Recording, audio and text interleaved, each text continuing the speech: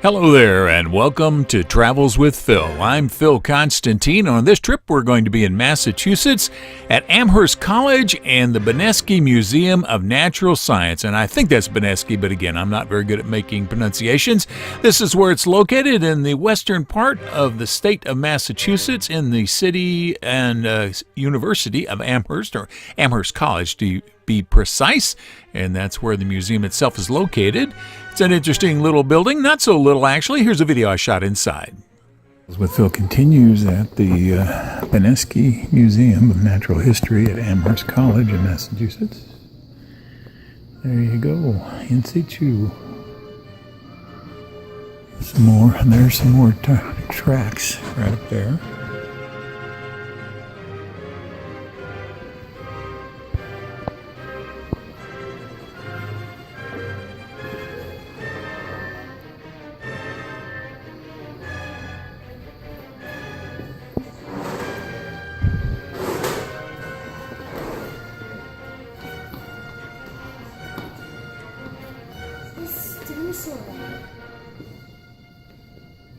He's talking about the dinosaur eggs and turtles.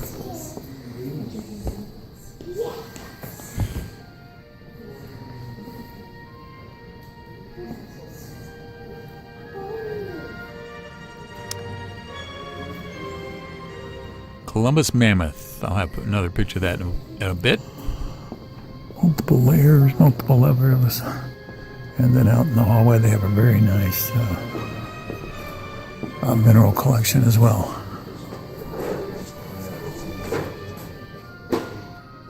See, there we go. That's a dinosaur footprint. Twice the size of my hand. Footprints. Growlator.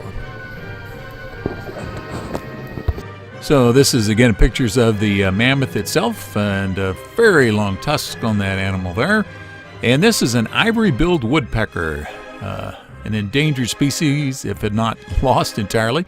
These are the dinosaur eggs. They're encased in a plaster of Paris so they can move them. And the head of a large beast, another one, a finned one, fin-backed. That's a mean-looking critter. And this is a very nice mineral museum that they have. They have a wide variety of minerals and rocks and just a very nice collection. You can see here some of the crystals that they have inside it. Those are some pretty nice ones right there. And they break them down into the basic chemical kind of structures that you'll see that are common to each grouping. And as you can see there by the amethyst, it's a very large stone there, but lots of variety there. And you can get up very close to them. They have them walled off for plexiglass, some sort of transparent covering to keep you from touching them or taking them. But you can get very close to them. Little difficult to take close-up photography unless you're at a distance away. The flashes cause some problems with the plastic coverings unless you know how to work around that. That's one of the signs of a true photographer. That's why you'll see glare on mine. Now this is a part of the meteor that actually created Meteor Crater out in Arizona. And the crater itself is almost a kilometer across. Really good agate or onyx here.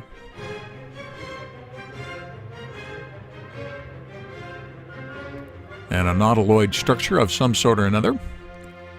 So the next section we're going to go into are the areas where there are dinosaur tracks. Here's the video. As with Phil continues in the Beneski Museum in Amherst College. These are nothing but dinosaur tracks. This entire room down here. On this wall over here. I'll show you some and just give you a general idea first.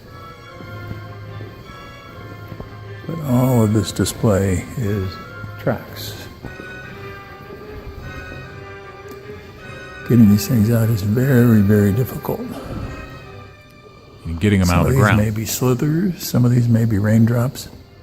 Some of these are very big critters. That's probably about 2 feet, half a meter.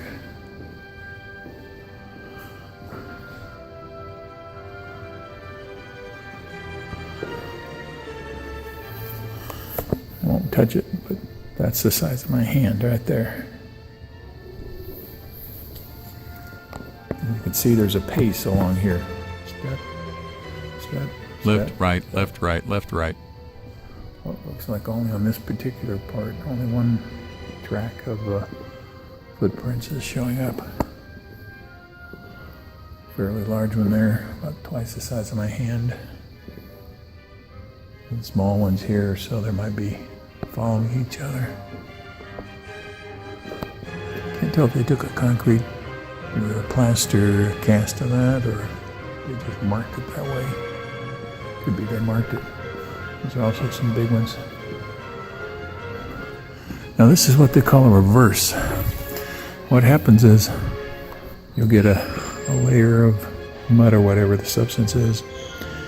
Dinosaurs will walk across it, floods again, mud comes in over it, makes another layer, then another layer. Well, when you separate the two layers, you'll have a negative on the top and a positive on the bottom. So this would be the reverse image from the layer that was above the layer where the dinosaur stepped. So you can get, actually, in any given one, you can actually get two sets from each, two long rocks from each spot where the dinosaur walked. Travels with Phil continues. And this is the kind of area that you would see the dinosaur tracks appearing in.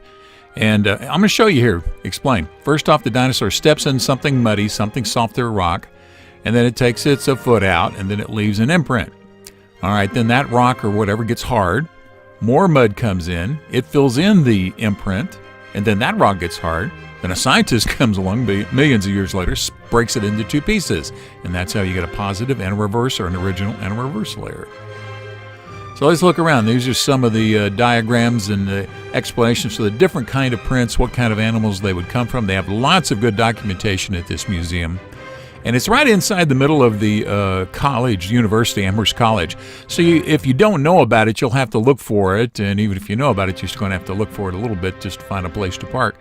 But it's a very nice one. This is, again, that long stretch where you can see it going left, right, left, right, left, right. So it's pacing itself as it's moving along. Could have been running, as the case may be.